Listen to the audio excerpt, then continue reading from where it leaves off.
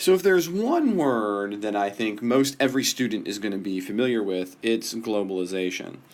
This gets thrown around all the time, but it's not something that is always as easily definable as it is recognizable. And that's in part because there's a lot of question about what precisely globalization is. Because in kind of the popular imagination, it's this new thing, it's only existed for a while, and it basically connects the whole world through really cool new technology. Think the internet.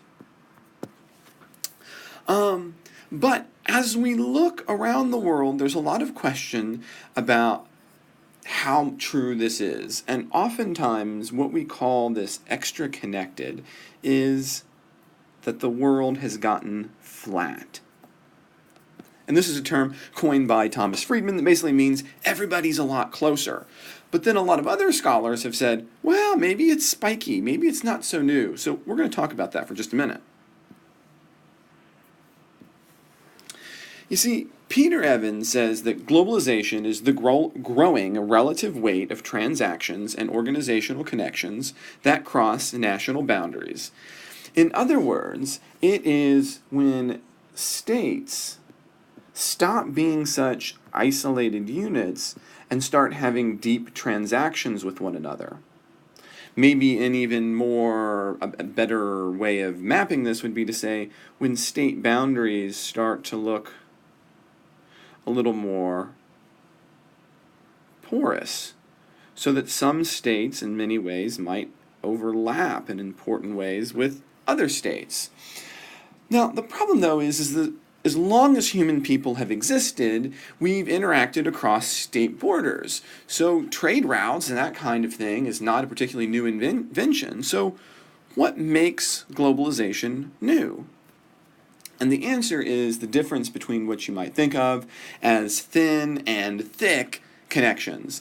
And this is actually an argument from a guy named Joseph Nye, who argues that earlier interactions, right, so like the United Kingdom in the 18th century, were thin. They just included a few number of individuals.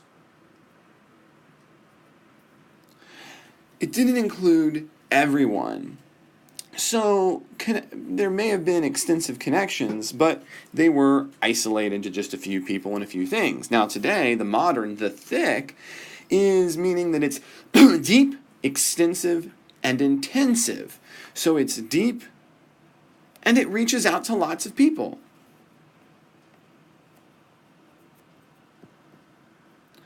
So what makes globalization unique, then, is that it is thick connections.